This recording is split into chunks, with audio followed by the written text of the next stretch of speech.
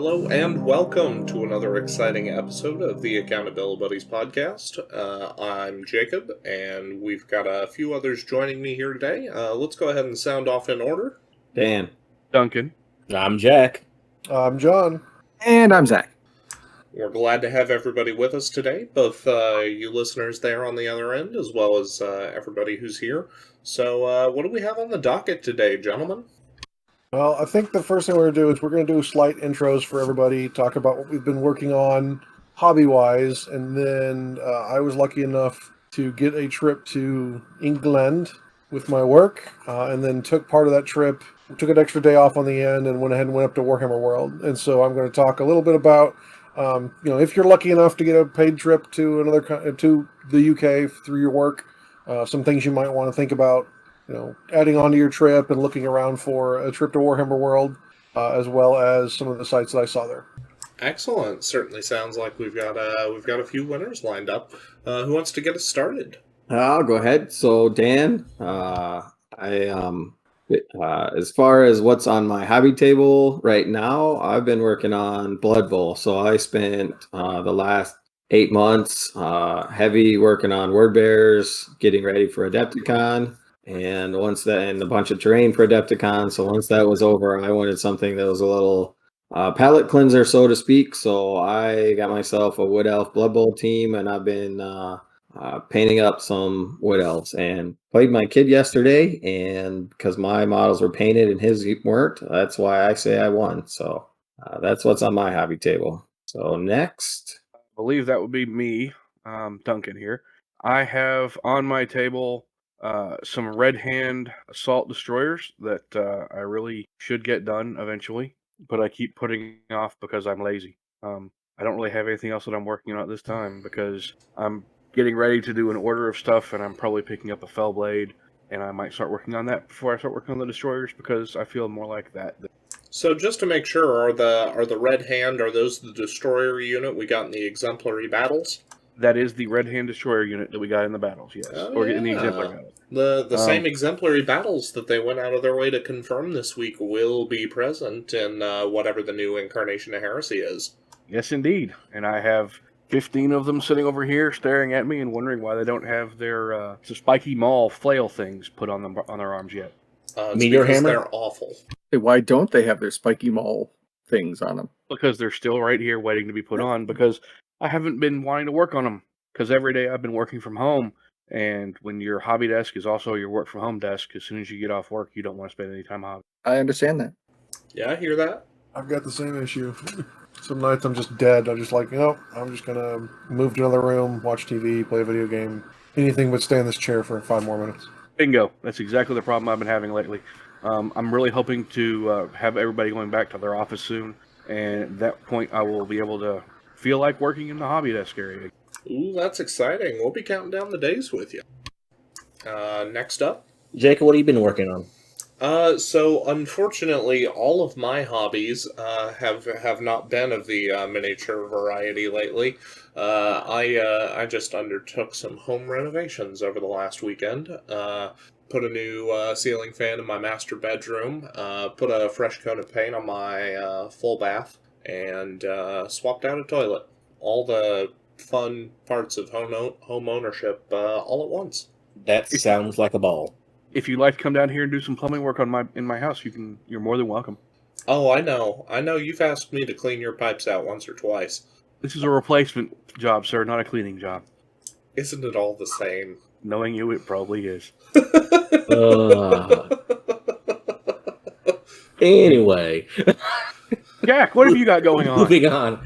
I still have on my desk right now the Best Legion that I'm redoing for probably the 5th time. Currently working on some rhinos because those are painted but put together. I have a Finnar Grand conversion that I've done that I'm doing up in Ultramarines colors too. Looking forward to getting all that stuff done. And that's about it right now. What about you, John? What do you got working on? So I finished up 4 tables pre-Adepticon. Couldn't go to Adepticon because of politics. But right now I am working on... I've primed and base coated the first layer of metal on 5 Warlord Titans, 5 Reaver Titans, 8 Warhound Titans, and enough arms to arm them all 2 or 3 times over. So I am heavy into AT right now. Sounds like fun. Sounds like fun. Yeah, it's a lot of double-sided tape, a lot of rulers, and a lot of Vallejo magnesium right now. I love I'm Vallejo a lot more- magnesium. I'm looking forward to seeing the results. Yeah, I'm so happy you turned me on to Yeah. Vallejo magnesium. I'm not gonna lie. yeah, it's probably one of my Vallejo metal colors are the acrylic ones, not the alcohol-based ones. Those are trash. But the acrylic ones are probably the best acrylic-based metals you can get on the market. The Scale 75 ones are nice. They don't airbrush nearly as nice as the Vallejo ones do, and that magnesium works great as a base coat, and then build it up. And then I got custom Legio Metallica decals printed from Fallout hobbies, and then I had my wife custom build the House Raven crest from M28, which is a background drawing in one of the Knights codexes, so that I can have all my Knight houses and my Legio be all period perfect, because I'm OCD like that. So are you really liking that magnesium for pretty much all your metals base right now? Yeah, so I do it on. So the specific reason I chose magnesium is a good base metal, and then I go over it with. Then I darken all the recesses with a sepia or burnt umber, depending on how much wear is going to go on there. And then from there, I highlight with silver, which is the same Vallejo metallics. I find that going straight from magnesium to silver, if you do it on something that's not going to be covered by a lot of armor, it's a little garish. But because there's going to be that bright red contrast, that the darker metals kind of act as a good shadow for all that. I've tried different metallic combinations. I tried like an engine exhaust, which has a lot of brown in it. I found that that's a little too much. And I've kind of futzed around with different metallics and things like that. But because I'm going straight to, I believe it's Vallejo Italian red is my highlight on the Legio Metallica. I find that the magnesium is a really good dark shadow for the skeleton. And I've got some bronze and some golds and things like that to pick out little actuators and spot colors and things like that that'll show through. I'll have to give that a try. I've been using the Vallejo steel for that, and it's dark, but it's just I don't like it that much. Yeah, I don't honestly. If you put them both in front of me, I couldn't tell you. I could tell you that they're different, but I couldn't tell you what's different about them between magnesium and steel. But The steel seems really shiny, and that's my complaint about it. Is that it seems too much like it's a reflective. That makes sense. I'll send you the design doc I did for my Legio. I took a class with Cult of Paint, or not Cult of Paint. One of the other painting classes that came through, and they did a night in a day, and it was a really good class. But they worked on a design doc for metallics, and I took that design doc and updated it with everything that I'm doing different from them. And I'll send that over to you so you can see what the progression looks like. Please do. I'd really like to see that. I don't have the magnesium. I've got a few of the other ones, but my pre-shade on my word bearers was basically the chrome and one of the darker ones. And then if it was too sharp of a contrast, then I'd smooth it up a little bit with just like the GW, whatever the standard GW silver is, lead belcher, just because I have a ton of lead belcher air. And it kind of fits right in the middle of the two contrasting ones. And then I've been using the exhaust manifold a lot for the base for things that are getting heat bloom and things like that, because I really like it. And those Vallejo metal are awesome airbrushing paints. You're right, they're way better than anything I've sprayed through the airbrush, really, for anything. So yeah. The steel the silver is really nice. I find it's a little duller than the chrome, which you were just saying. The chrome I like for pistons. Like I'll go in and manually dry brush a little bit on the pistons after I've done my sepia to kind of give it a gunk. Because I mean, if you go out and look at like cranes and things like that where you've got hydraulic areas, and for some reason all of GW's Titans are run by hydraulics, there's a lot of buildup and gunk that's going to occur like at the bottom like quarter of the hydraulic piping, and so that's why I've got a lot of the buildup on that through the sepia. And then the upper part of that I do with the silver or chrome, or no, I do the main body with silver. I do the hydraulics with chrome because it is brighter, and that way you get that gradation from grime to magnesium to silver to chrome all through that. Yep. No, that makes sense. Man, I've also been I've also been painting a bunch of epic scale models to go on the bases of these Titans. So I did a company, which is about 75 Cataphractii Terminators in 6 mil, and about 20 Rhinos and Land Raiders to go on the bases as well. So that way they can fit in with my 28mm armies. All the Ultramarines at all scales. Well, that's really And awesome. that is finally... But I was just gonna chime in, hearing you talking about all the work you're doing with AT. It reminds me that that's the last mini hobbying I did do was the new BattleTech plastics. I've been working on a number of those. Those have been very, very nice models. I've been super excited to... Yeah, the local shop got a bunch of those in, and then they also ordered a bunch of CAV terrain, since Reaper is local to North Texas. You can get distribution fairly easily, so one of the local shops ordered a bunch of the blistered CAV terrain. It's like $4 or $5 a building, and I bought a bunch of that to go with my AT stuff as well. After all this is done, then I do terrain. Ooh, very nice. And Zach, I think it's on to you, my blue brother. I have 5 Melta-Gunners and 5 Plasma Gunners that I'm basing currently as we're talking right now. All my basing is actually done. It's just I'm slapping on some Vallejo acrylic mud, European mud on it to dry, so it looks all nice and grimy and dirty for my new paint scheme. So that's pretty much it for hobbying. I'm going to pale in comparison to any time I'm following John, because he's just like a factory. He just churns everything out. He's a machine. Anybody would pale in comparison to John. Yeah, but I'm happy because I'm actually working on something, trying to get everyone up and ready to go. So as soon as 2.0 drops, I'll be ready. That's it for me. Speaking of 2.0, we do have some releases this week, giving up some juicy details about what's coming our way. Yeah, do we want to talk about the 2.0 stuff or the exemplary battle first? Let's do some 1.0 stuff, and then we'll go to switch gears to 2.0, because that'll soak up some time. There's a lot to talk about on that. Yeah. So the nature of the exemplary battles that we got here is, if I recall, it's supposed to reflect Raven Guard versus Word Bearers. Emperor's Children. Emperor's Children, my mistake. I may have just thought Word Bearers because, perhaps to some folks surprisingly, perhaps to others unsurprisingly, the Deliverers featured therein have a very Word Bearer-esque paint job? I could see that. But they did bring Deliverers to the fore for Raven Guard, finally giving them a weapon skill 5 2 Terminator unit. So Yeah, really, go ahead. I was gonna say the Deliverers, they're red, which is strange, and from your normally monochromatic Raven Guard.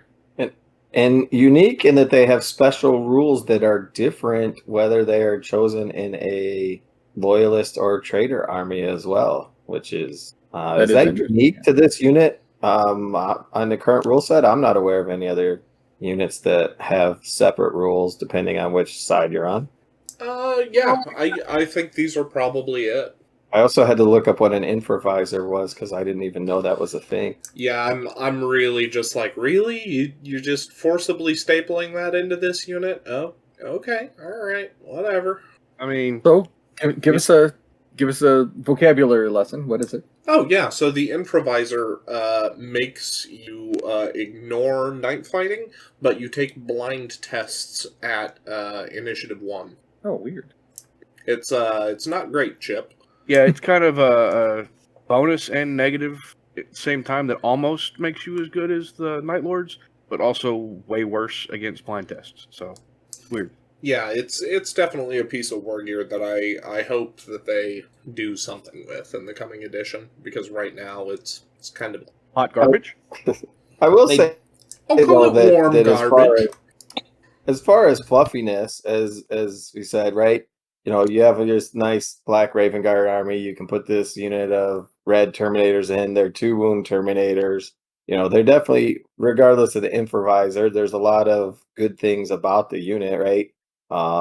So, you know, I love the fact that they're doing these exemplary battles, flushing out more parts of the history that are mentioned here or there, and giving us units. And part of the news was that all of these exemplary battle units that they've released will have rules when 2.0 does hit. At some point in time, they may not be in the initial rule book, but they will all be flushed out, and they actually were written around 2.0 rules and back flushed to fit in the current version of the rules, which is kind of interesting. I don't know what that means, but as far as how the Well, rules work in the existing version, but it definitely means they're thinking ahead and planning ahead, and it's going to be fun to see how that works. Well, I think part of that, just looking at where their heads are, since this is made backwards compatible, you really don't see like teleportation transponders very often in Heresy. That's more of a 40K thing you see a lot Yeah, of. unless you're what, Night Lords or Imperial Fists. That's a Yeah. really good point. I hadn't even thought about that. Yeah, well, and without getting into rumors, that may have to do with how the new rules for deployment work in the new edition versus the existing edition as well. So there could be something to that, and it could just be a special thing for this special unit. So that'll be interesting to see how that pans out. Yeah, and it's also interesting that you can go up to 15 with these, which you don't see a lot of. You have Sons of Horus with their special guys can go up to 13. Yeah, The Justarian, yeah, yes. that's some folks have been like, is that a typo from when Justarin started at a 3-man squad? I'm personally of the opinion that it probably is, but it's been left so long that, it's kind of there. Yeah, so I don't know, anybody else have anything about the exemplary battle and a new unit, or does that pretty much cover it? And we want to move on to some new toy models coming. The new unit saying, hey, by the way, you count as tough 5 for the purposes of instant death, that is spicy. That is bonkers. I thought Yeah, that's so what's odd colored choice. what's the narrative reason But- behind that? The rule is just Korax's shame, and it's basically just, it comes across, I didn't read it super close, I can admit that, as just like, they're just trying to prove to Korax that they're not miserable failures and disappointment, much like how the Iron Warrior Terminator unit is basically just like, no, Perturabo, we do exist. You don't have to use the Iron Circle. That kind of fits with these guys because these guys were the original, basically the first company for the Raven Guard before Korax got there. So these are all the old Terrans who were realistically closer to Horus than they ever were to Korax. And they're also the guys who, back before Korax showed up, did all the horrible, nasty stuff that most people don't want to talk about, which is why Korax never really liked them. Yeah, that's also why they're in the original color scheme of the Raven Guard. It's supposed to be a quote-unquote dust color, but I guess they're thinking of Martian dust in this because that red is just not very dust-colored to me. Which I could see you saying, Martian dust for them, given that the Raven Guard have such close ties to that Forge World that they nuked to save itself. Yeah, the original colors for them, I believe, was gray and dust-clad. I think they were called the dust-clad, actually. Am I wrong? Yep, you're right. Okay. Yeah, they were like a, I don't know, you want to call it like a European dust. It's like a brownish and black trim and things like it was a gorgeous color scheme, very kind of operator looking. Cool. I dig that. So this is kind of like a throwback look to their old colors. Yeah, because Korax is so quote-unquote ashamed of them, he doesn't let them repaint like normal Raven Guard. Well, he didn't give normal Raven Guard 2 wounds either, so I guess they're better than them. Anybody here play Raven Guard or plan to, or thinking about making them and including them in an army? That is something I am definitely eyeing with the new edition. If they can tidy their rules up and these make Dark Furies worth playing. They're so close to being there, but they're not quite there. I've been kicking around the I had idea a of friend doing who them. quit, and so I'm sorry, I didn't quite catch that. he had played Raven Guard. Yeah, go ahead, Jack. Oh, I was just gonna say I've been kicking around the idea of doing it for a while. I have the base of it. Just need to buy some filler, but I've just been in the current rule set. They're just so lackluster. I think is a nice way to put it. That's I certainly had a fitting. friend who quit Raven Guard from second edition, and I bought all his models, and it's not that far off of being a heresy army because he converted everything to be Mark 6 and older, and so I just need to rebase him and move forward with it. I just haven't pulled the trigger yet because every time I think of something, I think of putting it in my Ultramarines, and I want to do it there first. Yeah, that's the problem. Like I will never play another Legion or 40k army for that matter, other than Ultramarines. But that's my thing. Is like there's 250,000 of them. I can always reason to make a different style army out of the boys in blue. You could always just try trading on one of the dark sides for a while. I'm sorry. What was that? You're cutting out. I mean, if you like painting a lot of blue, I mean, the World Eaters have some blue in them. Yeah, no. So do the Night Lords. No. Yeah, no, that's fine. I'm comfortable where I'm at. All right. So with that, moving on. Sorry, I didn't have anything witty to say, but no, I'm not changing. I've been this way for near on 30 years, getting up there. Yeah, so no, I'll just stick with my boys in blue. I'd like to make note that currently here, present for the podcast today, we have 4 Ultramarines players. Yeah.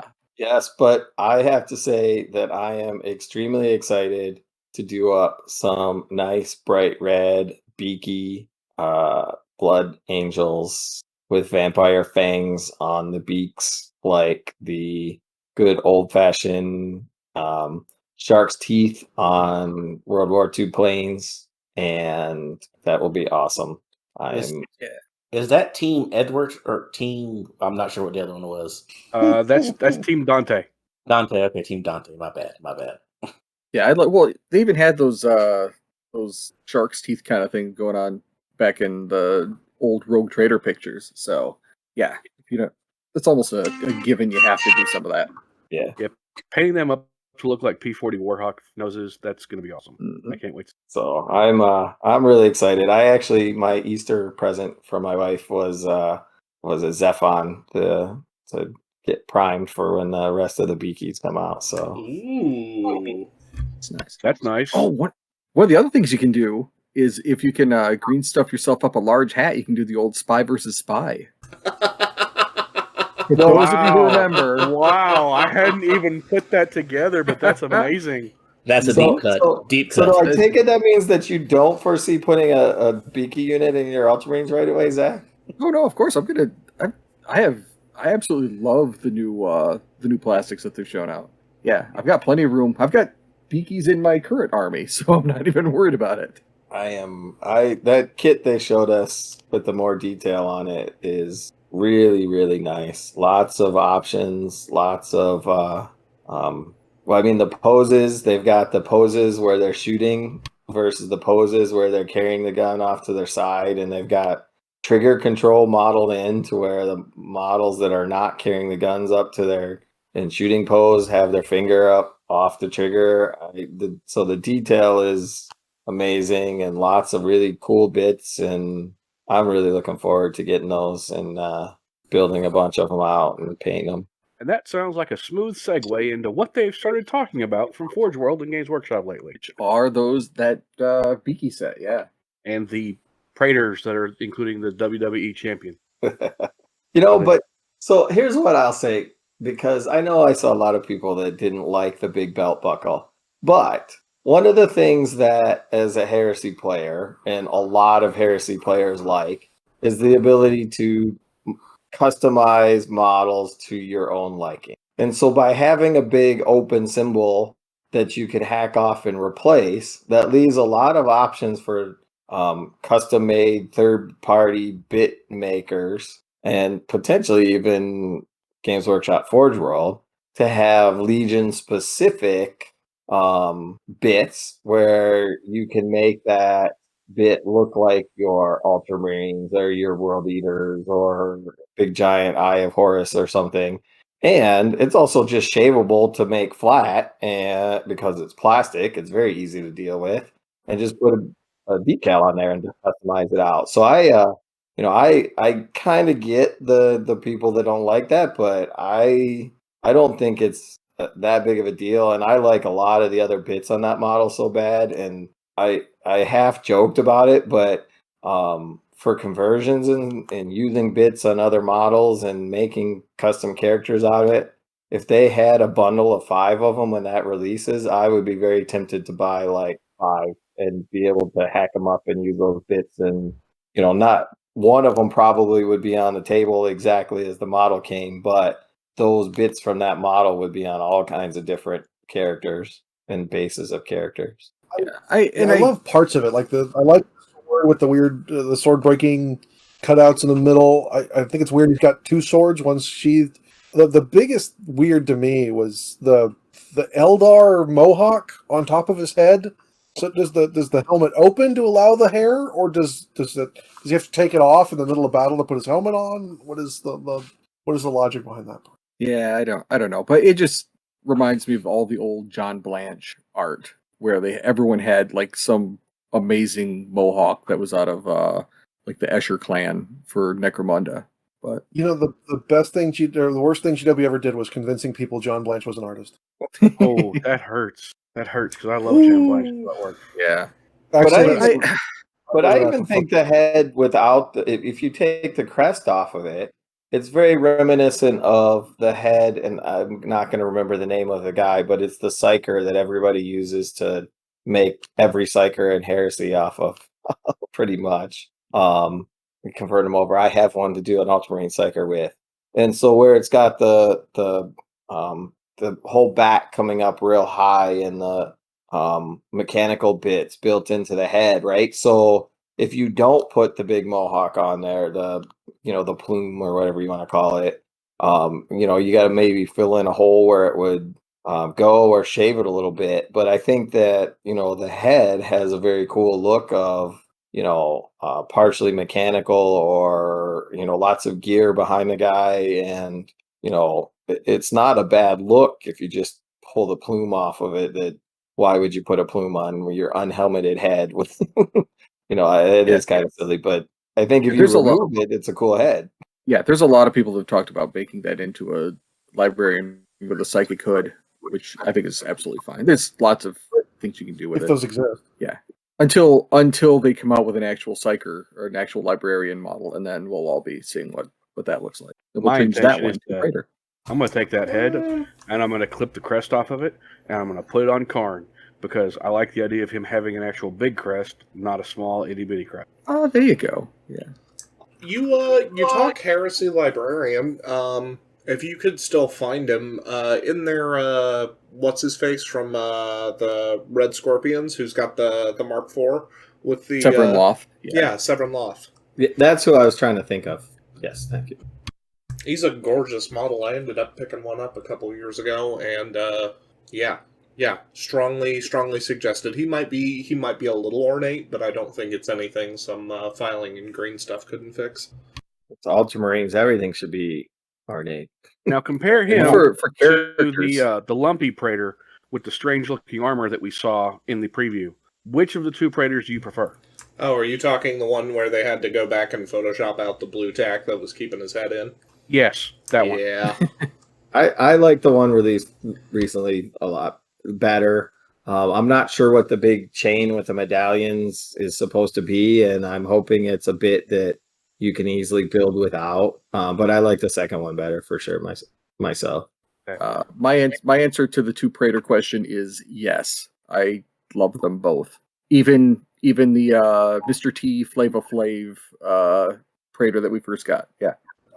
I just don't know what they're supposed to be. And that's kind of one of my problems with both of them, is that the armor isn't very it's not very good of either one of them. It's not distinctively heresy, you mean?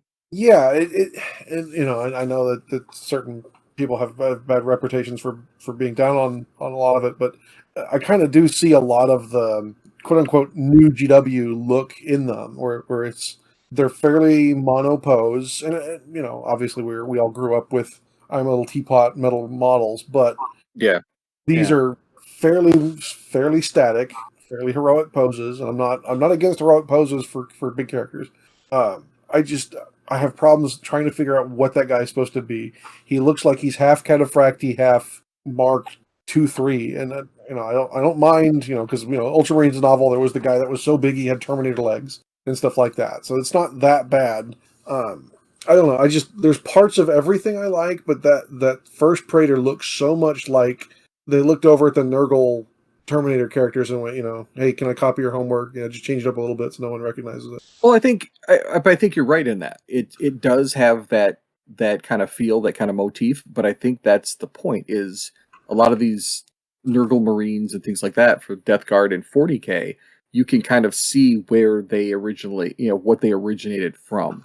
And yeah, it's artificer armor, so it's going to have all sorts of, things on it to make it Dangly bits. special, I guess. But I think that's the point, is they kind of want you to be able to look at it and see where its origins, or at least either use that to show, hey, here's where the 40K stuff that you're familiar with kind of originated from, or they kind of wanted that little bit of synergy between the two brands. I want to see the original or the one from the video without the blue tack. I want to see that without the axe, and I want to see it without the actual shoulder pads that look so lumpy. Because I think, yes, it might be slightly larger than regular power armor that we're all used to, but I think it'd be fairly easy to put regular style shoulder pads on there and leave that ugly cloak off. And I think at that point, doing that, it would just be like a bulky looking praetor, and I think that'd be just fine for one of the late heresy guys who are starting to get some of the demonic powers, some of the various gifts come to them. Well, the other thing I think that stands out with a lot of these new heresy releases is they have definitely gone away, and this has been a couple years, where the studio painters painting the heresy demo models are not painting in the grimy, weathered heresy style of painting that we're used to when Matt Kane and a lot of the older guys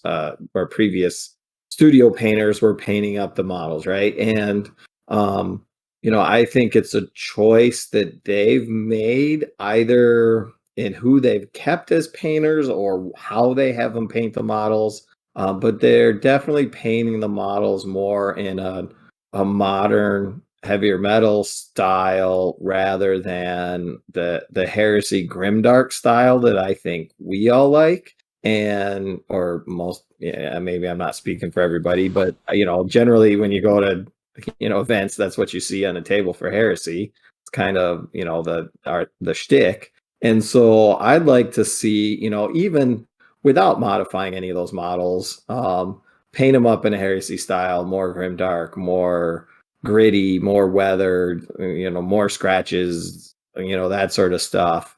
And I think that also, like it or not, makes people think there's huge changes going on and they aren't the right style because of the difference in painting too. And that's superficial, and it's sad because, get one of those models and, a painter who's doing grimdark, Little Legends, Matt Kane, or anybody, that's doing a more grimdark style. And I think you'll see a very different model on the screen than what in person than what you're seeing from the studios right now.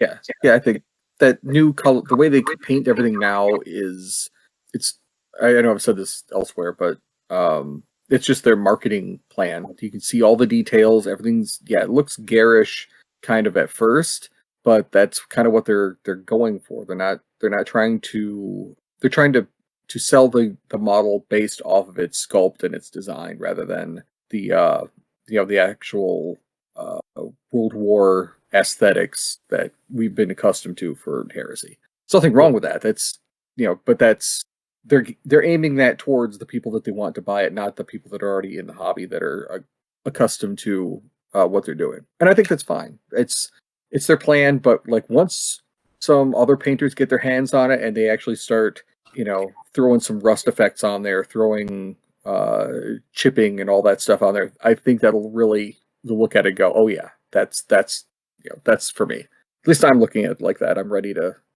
paint all the new stuff, man. I can't lie. I mean, that It's just new stuff. With me and the War Master Titan, I hated the stock one that they built, and then when the article came out with like these 4 painters took our goofy looking robot and pimped it to the nines, I fell in love with it. So I get that. I just part of it is it is the sculpt. Maybe that's just me. Maybe it's that big guy. I don't think will have a place in my army other than maybe on a base and maybe still a couple bits off him. Yeah, and I mean, I don't know.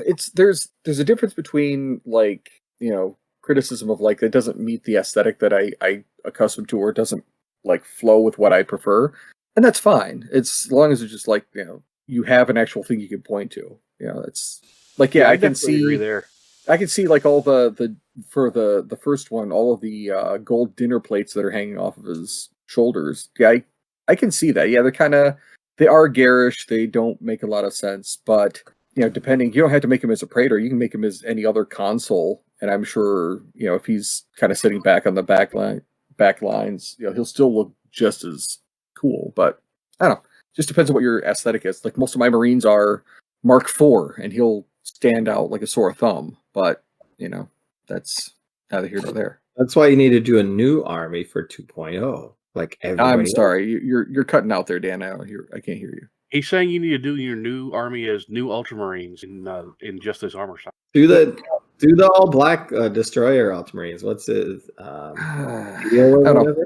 That's still the Nemesis chapter. It seems like everyone that's doing Ultramarines is doing a Nemesis chapter right now. So I'm gonna hold off on that one. There are a lot. I will give you that. That's the new hotness. You could do the guys that were inspired by the Iron Warrior Warsmith. What they become, the Silver Skulls or something? I can't remember what they became. I think that's right. Yeah, there's a couple ideas I have for Heresy 2.0 armies.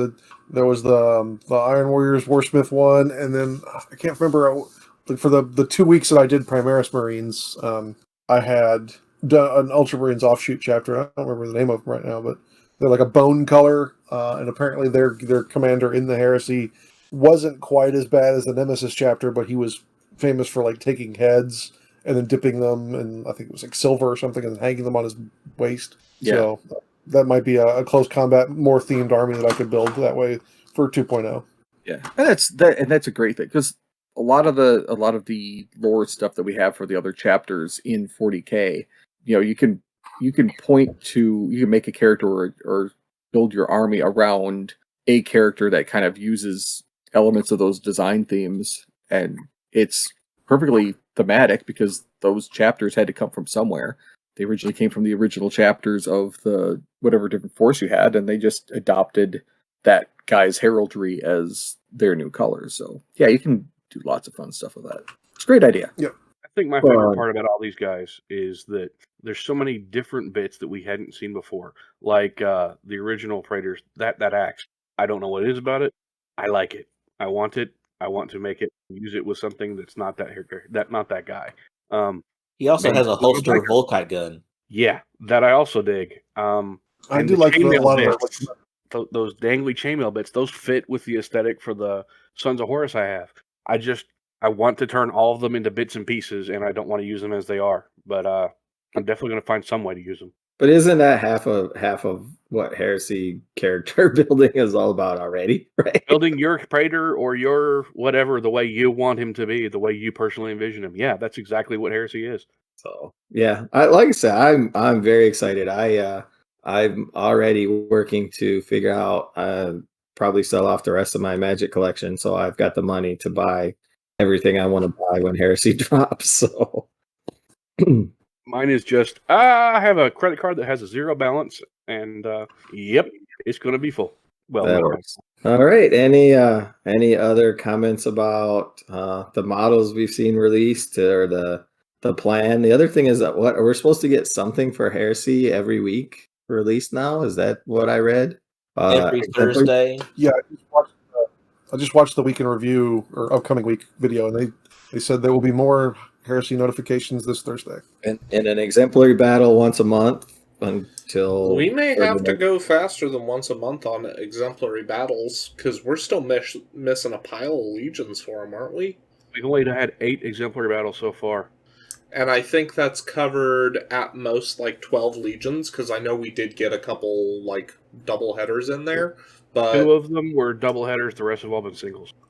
Yeah, so we're at 10 legions. We have to cover 8 more. So you're either telling me that it's 8 more months until Heresy next, or technically, I suppose there's the chance that it's 4 months if we double dip it every time. I think right now, the way everything I've been reading, and this is both from leaks and from inside knowledge and scheduling things that I've seen online, it's June-July timeframe is probably what we're looking at. And I I don't mean, think that's unreasonable. We've seen GW tend to put out new editions of product in that time. Isn't July beginning of their fiscal year? Yes. Or is it June? June. July 1st is the beginning of their fiscal year. I thought they ran May to May.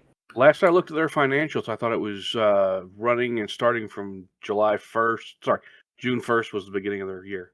would it surprise anybody that if they like released a new version and didn't cover all the legions and just kept pumping out the exemplary battles, since they said they were written with the new rule set in mind anyway, right? I mean, so there's Oh always that man, possibility, that'd be heartbreak if we went this far on Heresy 1.0 or Age of Darkness, whatever you want to market that system as.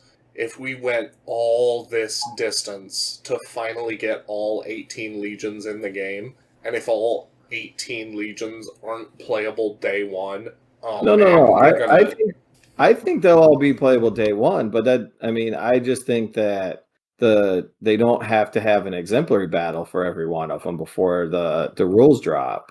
That's I all. can see a new Yeah, I think- exemplary battle. I can see the current exemplary battles all being re-released and re-updated on the day that Heresy 2.0 drops, and then maybe a new one to go with one of the two legions inside the actual box, the Fists or the Suns. Yeah, I'm not. My personal thought is it's not going to be based off of or we can't count it down based off of the exemplary battles. I think it's the Friday historical kind of review, because they start off with what first one was Eleanor, then they did Moloch. I think as they count down, as they get closer to the Siege of Terra, I think that's when you're going to actually see like that's the actual countdown as they get down towards the end of it. What was it this last week? Davin? Davin, yeah. So they started off with Eleanor, now they did Davin, which is the fall, where Horus started to fall. And Which then would likely kinda worked mean their that way. Ispan would probably be next. That would be my thought, yeah. Or So if we'll you see. read the- I mean, if you read the last line, it was Dave. Sorry. Dave. I mean, they had Yeet in the article. Yeah, that I found that jarring. I really, really found that jarring. Anytime someone uses yeet, I find jarring, but I'm over 50, so I. We're all I'm catching not- up to you there. I have a hard enough time with the way they spell favorite with OU, so I'm okay. Okay, like color. Yep, and that. Look, we're all American. We spell our way. They spell their way. They measure in kilometers and like liters, and measure in miles per gallon and freedom. We measure in per freedom. eagle. So- We measure in freedom. So speaking of segues, that's a very interesting segue into our next topic, which was, as John mentioned earlier, John got to go to, I don't know, the Mecca, I guess you'd call it, of probably U.S. wargamers anyway, for sure, going over to England and going to Warhammer World and seeing all the history and the special models and tables and everything they have over there. So I guess probably a good time to move into that. And so I guess give us the rundown, John. Yeah, I think the biggest thing to think about in advance, if you're going to go to Warhammer World, think about how you're going to get there. I've been to Warhammer World, luckily, right before the pandemic started. I was working for a company that ended up flying me through England to go to another country, and then I took another day off there to go up to Nottingham. When you get to England, kind of figure out where you're coming in. Obviously, most people will come in through Heathrow, which is in London.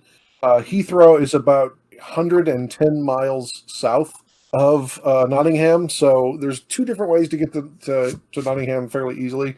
One of those is the train, being an American raised on independence, trying to run from track to track, as well as relying on when trains will run. And if you miss one train, that might make you miss the next train, which could have been the last train of the day.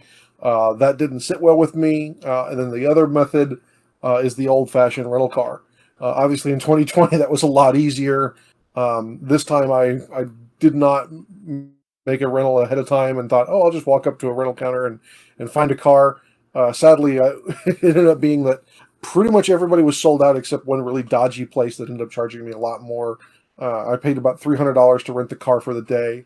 I checked what an Uber was, and an Uber was $250 one way for a 2-hour drive, so that wasn't really worth it. Once That's a you, lot. yeah, it was not cheap either way going. But I figured I didn't have to pay for the plane ticket, and so everything was pretty much just a lot cheaper on my end. So I might as well just bite the bullet and do whichever one makes the most sense to me. Believe it or not, there were people paying that same amount of money to get from O'Hare to Adepticon this last year. Yeah. Well, and I was gonna say, I completely understand the freedom thing. I live in outskirts suburbs of Chicago, right? I have ridden a train into downtown Chicago, the metro once, and that's because I was taking a train over to Detroit because I was driving a vehicle one way and didn't want to drive over there. So I go down and I pay the $40 or $50 parking almost every time I go downtown, just for the same reason. So I get that, right? That understand completely. My mother took me Yeah, to England multiple times when I was a child, and I've ridden on those trains multiple times, and I could never remember a positive experience where something wasn't late, something wasn't delayed, and we didn't miss it. So Yeah. I don't blame you at all.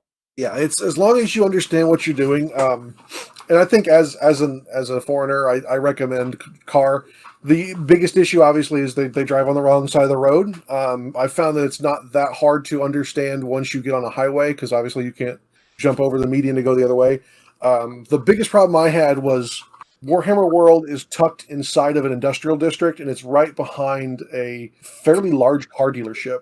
And there's like a back alley you have to drive down. And for some reason, both this time and the previous time, the second I turn onto that back alley, my brain goes, "Oh, you're on the wrong side of the road," and puts me back over there. And every time, 10 minutes down that alley, or 10 miles down that, or I'm sorry, 10 feet down that alley, you immediately run into somebody coming the other way, and they look at you like you're crazy, like just smile, wave, and go, "Yep, American, sorry."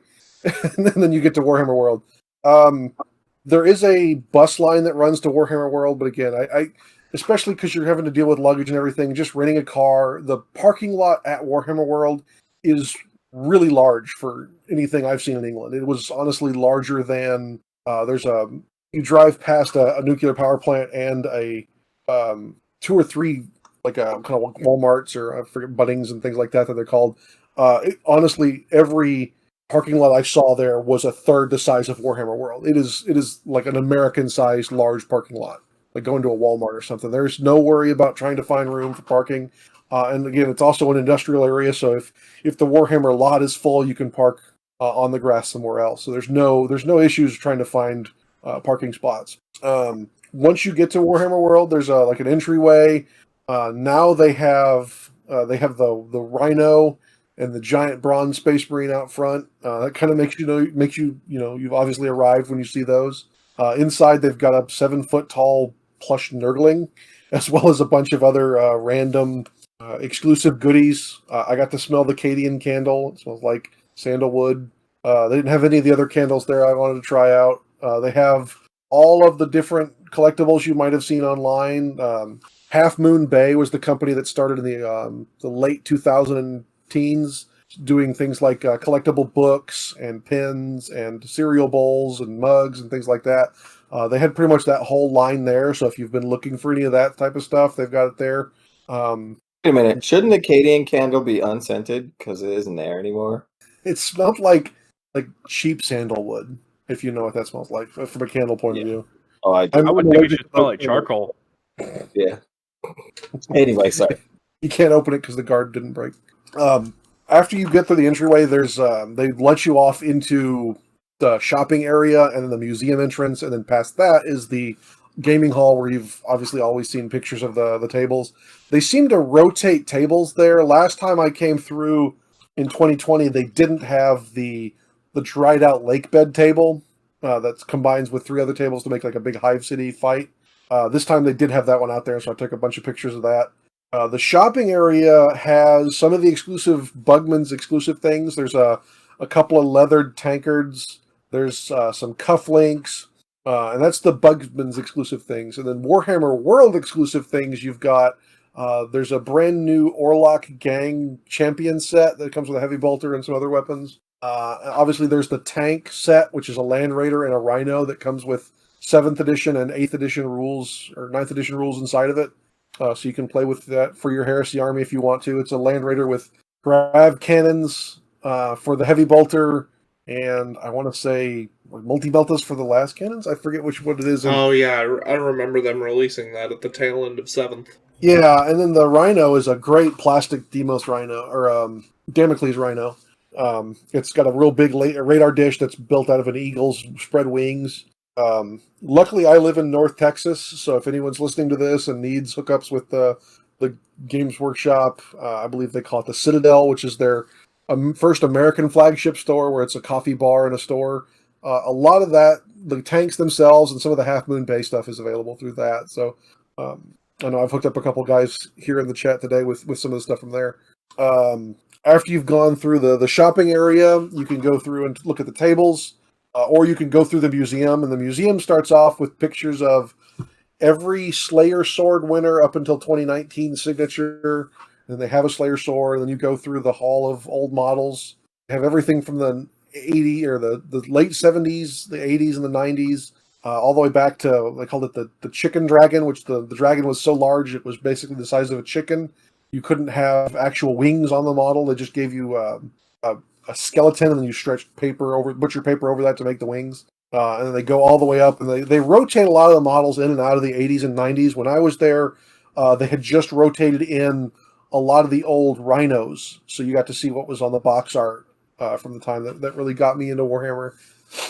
And then you go through and look at Age of Sigmar has its own, I want to say, 40-foot room, and then 40K has its own 40-foot square room, and then Heresy has its own, or Heresy splits a 40-foot square room with other dioramas, and then finally you come to the 2.5-story tall Ultramarine chapter versus Demonic Incursion.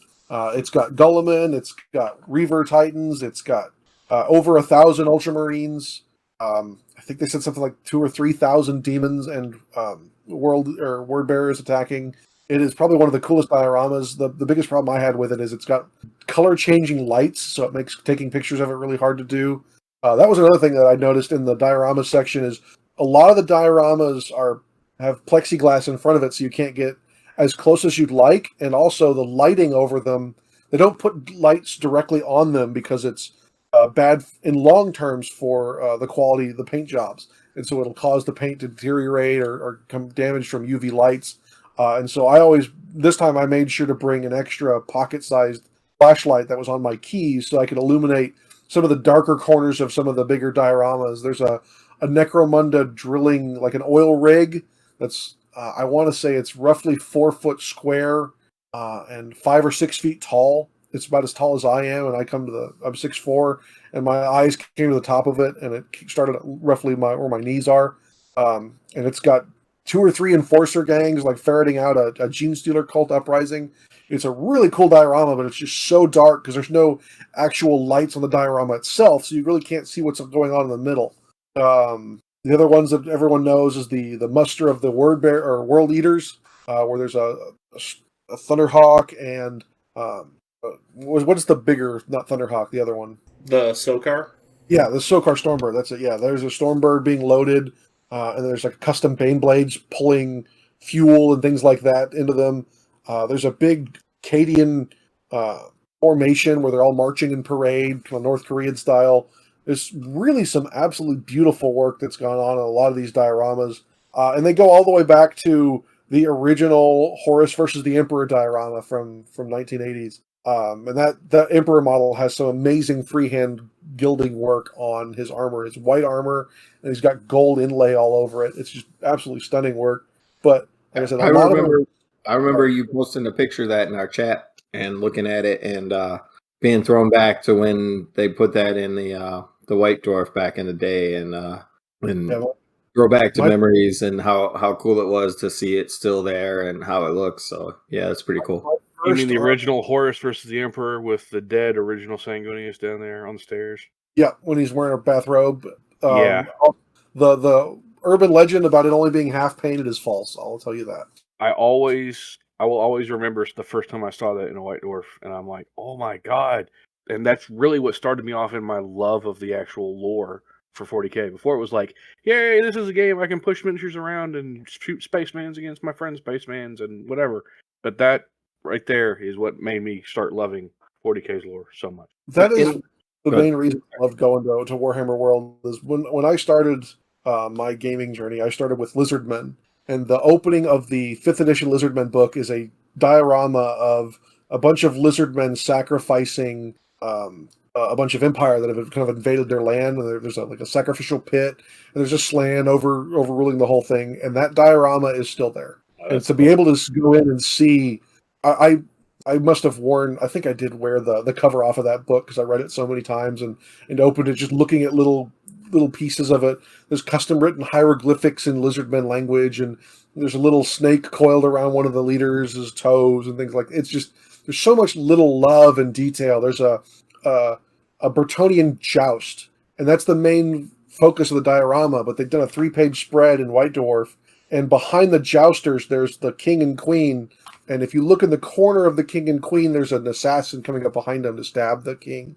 That box set was the Bretonnian Wood Elf box set. I remember that. They had a battle campaign that came out around that, and I played through that campaign with a buddy of mine who collected Bretonnian, and I collected Wood Elves. Yeah, it's so cool going back through and looking at the models or the 2 or 3 things that you remember most about it. Like I said, I was so lucky that they brought out the tanks, because they didn't have the deodorant can land speeder, but they did have the rhinos that had paper parts added onto them to make Vindicators and Whirlwinds. And those are some of the White Dwarfs that I'd gotten secondhand first. The first White Dwarfs I got secondhand were those ones. And then obviously the rhino, the Ultramarines rhino with that giant whip aerial coming across the top of it was one of the first pictures I ever saw of Ultramarines, and that's what got me started into building those. So Yeah, I remember that thing.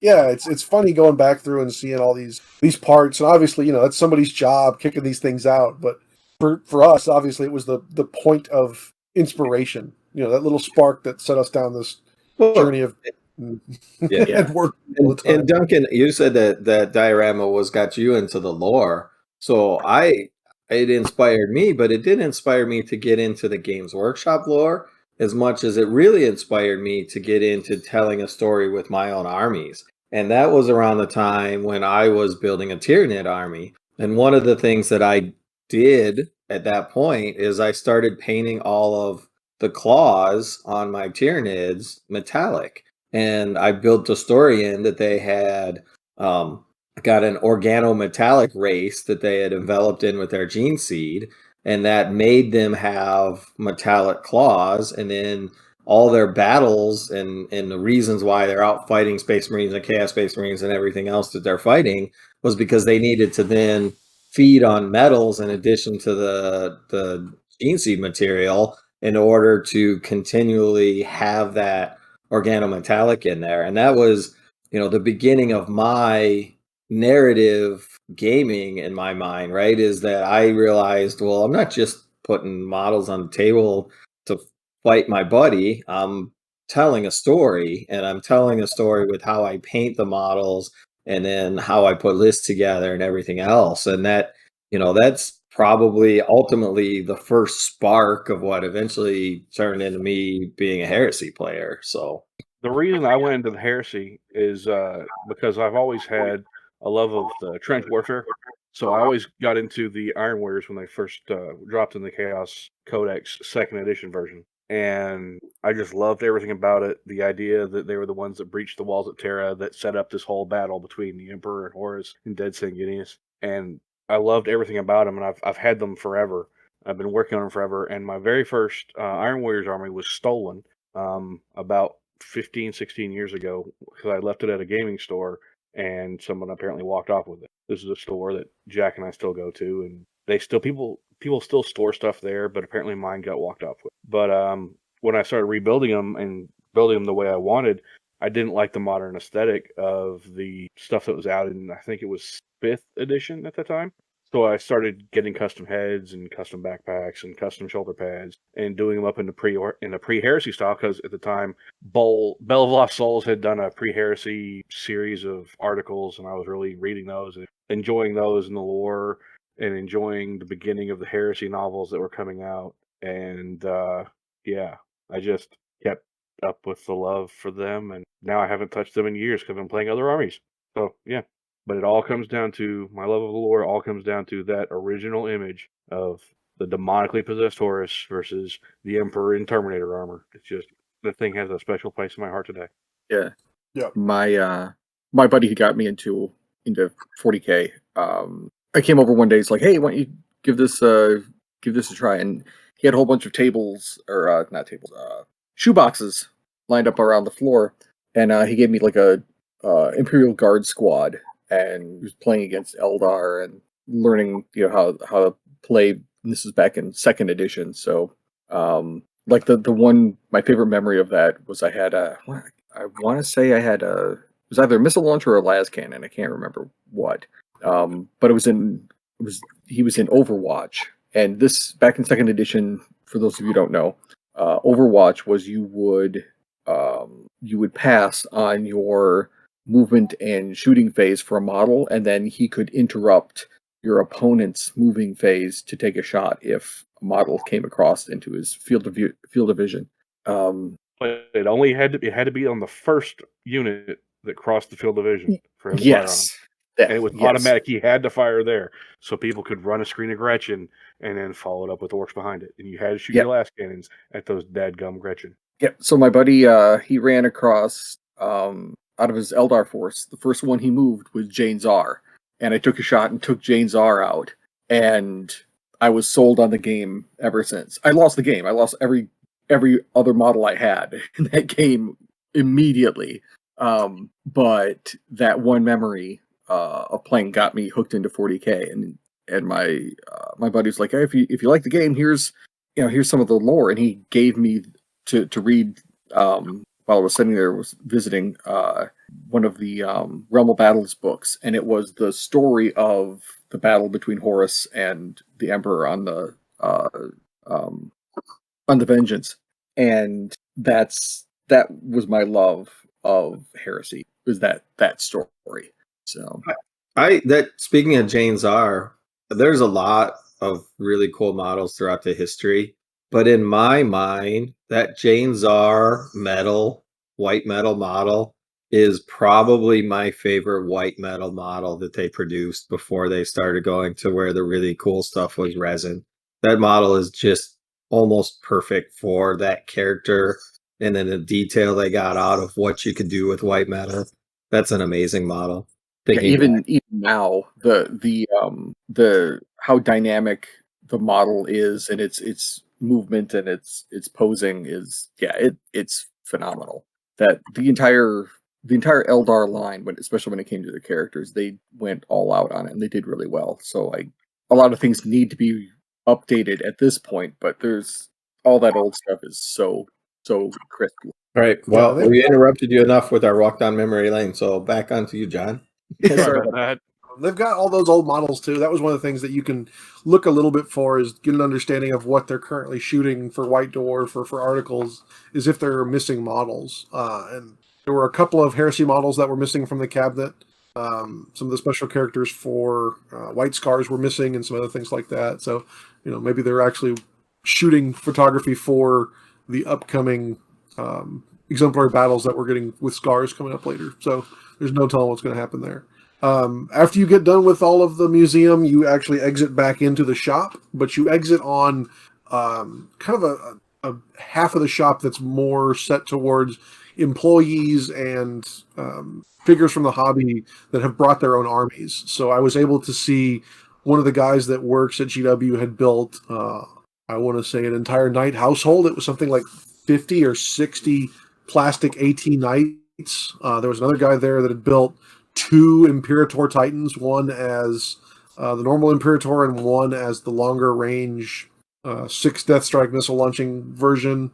There was a Aeronautica runway that someone had built up that Titans were fighting around.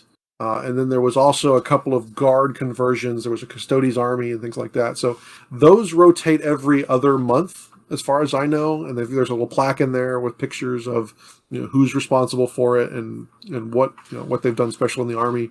All in all, I think if you can go to Warhammer World, it's definitely worth going. Make sure that you understand that you're obviously going to spend some money there. I bought the last Ordinatus Archaeus, which is the giant drill. I knew that the GW US site had been sold out of it for a few months, and I went looking for it, and luckily they had one left on the shelf, and the guy said, "Oh yeah, he looked at the system and said that was the last one available. So they're probably gonna have to spin up some more if they do make some more of those or whatever's coming next for that." And then, Maybe I missed it. This is a dumb question, but is there a charge to get into the museum or any of that, or is it all you just walk in and walk through everything and you just spend whatever you're going to spend because you're there? oh no, there's a charge, but it's like £7, so it's Oh, like okay. 10 American. If you buy, so when you're there's an exclusive book called Warhammer World Dioramas. It's currently in its second edition, and it goes through a lot of the larger, 6-foot dioramas and has pictures of them and zooms in on them. Every now and then, GW US will sell that book through the website for people that can't make it to Warhammer World. And if you buy that book, it does come with a free admission to the museum. And that was how I got to Warhammer World the first time, was I used that free ticket. That's cool. But yeah, after that, I checked out. I bought I bought Dan some pins he wanted. I bought a local guy an art print he wanted.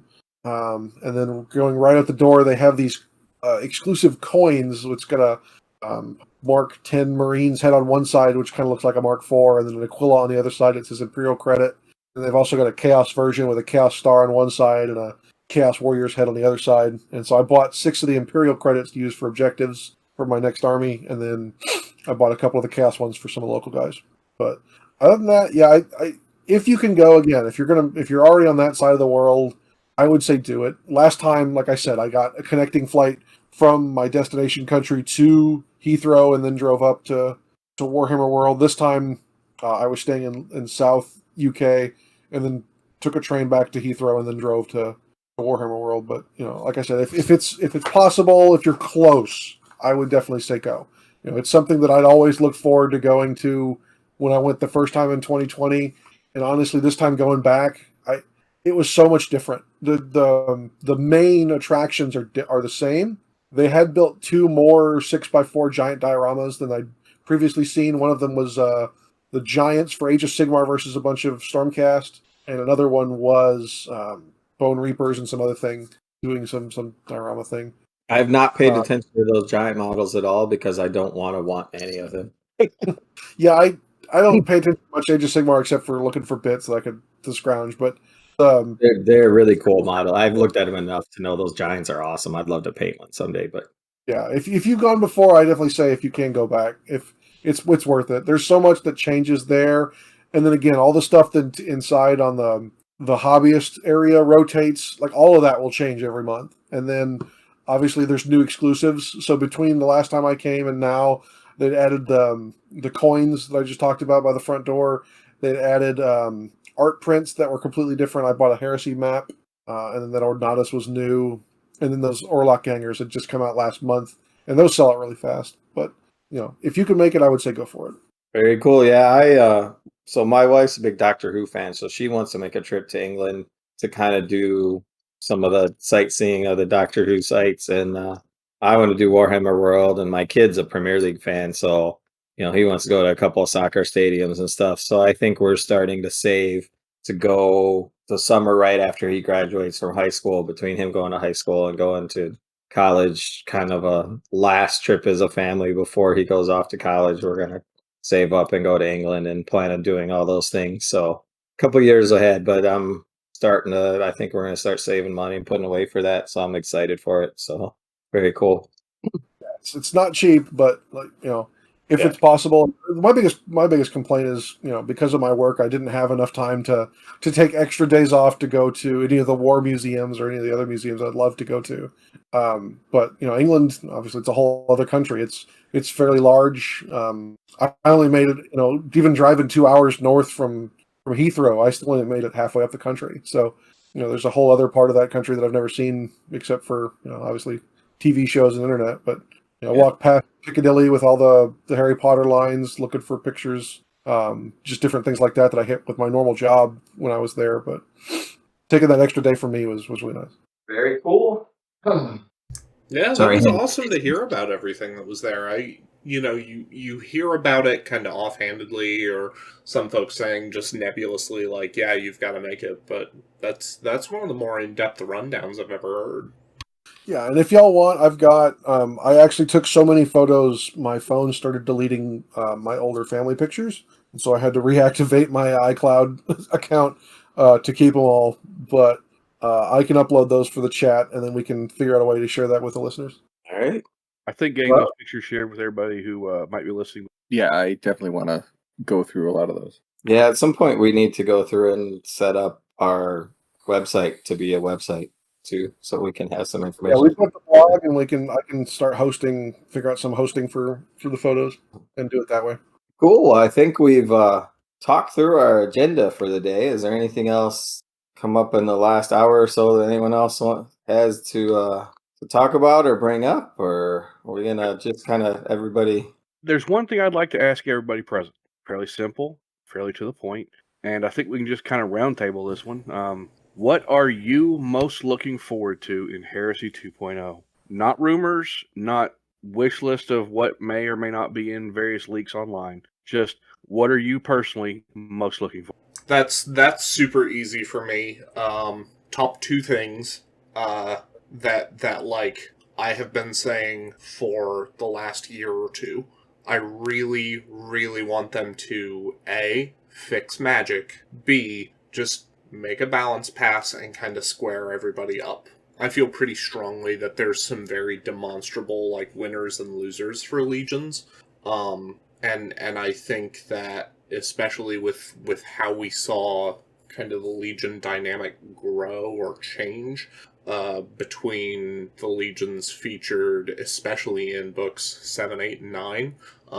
The opportunity to go back through and kind of square things off really appealing to me, and in and with that fixing magic, because like I want to play Thousand Suns so bad, and just the current state that they're in, and how players in general feel about the psychic phase. Please fix.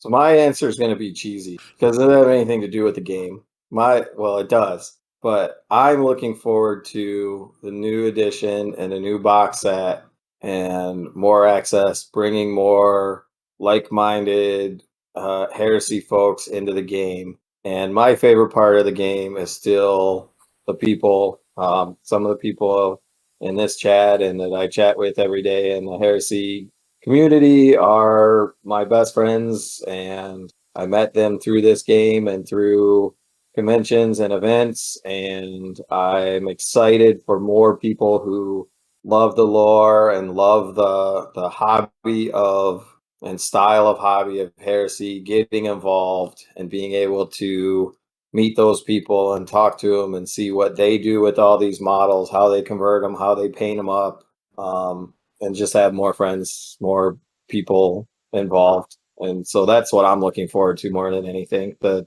game and the rule set is all nice to be balanced, and not saying your answer is wrong or anything, Jacob, but that's what I look forward to is just more people exposed to it. Yeah, I think for me it's going to be making sure the plastic Spartan and plastic vehicles is going to be really good. Even if we hate it and we end up going back to first ed heresy or something like that, you can always use the plastic vehicles in that. I think being able to get more people into the game with a plastic box set will help a lot of some of the issues. And then, mainly I look forward to the same thing I look forward to every time I start an army, which is just pushing myself further. And as far as my hobby muscles go, I want to be better than what I was before, and I wanted to make something better than I could earlier. Always be improving. Well, I'll go for myself. I kind of agree with Jake. I want more changes there with the magic and everything, but I also really heavily agree with Dan. I want to see actual support, not just a fact dropped 3.5 years later or 3.5 years in the past. I want more continuation of the actual heresy itself on the tabletop and an expansion of the player base. I don't want to see the heresy tournaments. I want to see more heresy events that are the narrative that engage the current community while also helping to grow it. Because if anything helps to grow the heresy community, I'm all for it. More people, more bodies, more opportunities for modeling, seeing new cool ways that people are doing their things. Everything about the heresy. That's pretty much just what I want to see. Yeah, Zach, what happens when we run an event that's a Siege of Terror event? You aren't going to be able to bring any Ultramarines to that. Yeah, Uh-oh. well, I'm sure we'll be able to. There's another Ultramarine player, so. He'll TO the event so he doesn't have to play. Probably. Hey, don't give away my strategies. Yeah, I gotta agree. Yes, all of the legions, the current rules, they need a refresh and kind of a reset for everybody. It's been a while, and gradual rules creep over the last 10 years has happened, and that's fine. But I'm just happy that by making Heresy a more of a mainstream game for Games Workshop, it'll bring in more players. It'll make the community bigger because we've lost a lot of people from the game from when the newer editions of 40K came in, or Age of Sigmar, or other things. So it'll be nice to put us back at the forefront of things for a while. So, but that's my biggest thing. Yeah, bigger community, more players, more fresh set of eyes, more painting, more hobbying, more awesome. And that never gets old. I saw Jack had to be right back. Are you back, Jack? Back. My biggest hope with this new edition is that they take the stewardship of this very seriously. Like Duncan said, not getting facts years down the line, keeping models stocked in stores. That's my biggest one hope, dream, aspiration for this new edition, because all of that leads to fresh rules sets. Models with easy availability just lead to more people into the game, which is never a bad thing. Well, folks, I think that about sums up everything we wanted to talk about and more. Does anybody have anything else? Sounded like it. No, I think that's Hearing it for none? now. Going forward, I think we got good ideas. We'll cover what's coming up with all the Heresy new releases. We'll cover what we're doing on our tables and everything that's going forward. But I think we've got a good idea of what to look forward to for 2.0. Same here. Absolutely. Excited to have everybody along for the ride. Does anybody have an event shout out or anything they want to talk about that's coming up that they're thinking about going to? Yeah, April 30th, we'll be hosting a 3,000 point event at the barn. Might be the last hurrah for current Heresy, with the intention to host an event hopefully within a month or two of whatever new Heresy is dropping. And by the barn, what do you mean by the barn?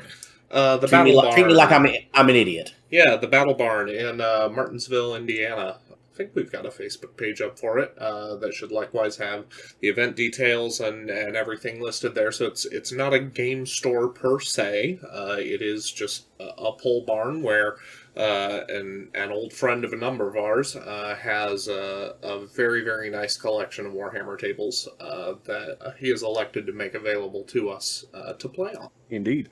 I mean, you say Warhammer tables that are Heresy terrain tables. Well, yeah, but Nobody's confused. 6x4s and lots of really nice terrain. At one point, had like a full table set up to be able to play Istvan on, complete with like a crashed Salamander's Thunderhawk. Amazing lot of terrain love that's been put in, and I'm very fortunate to be able to host events there. And we thank you for doing that.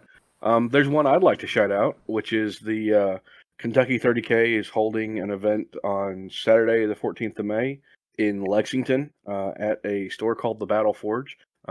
It's the Canuck Alpha Final Battle.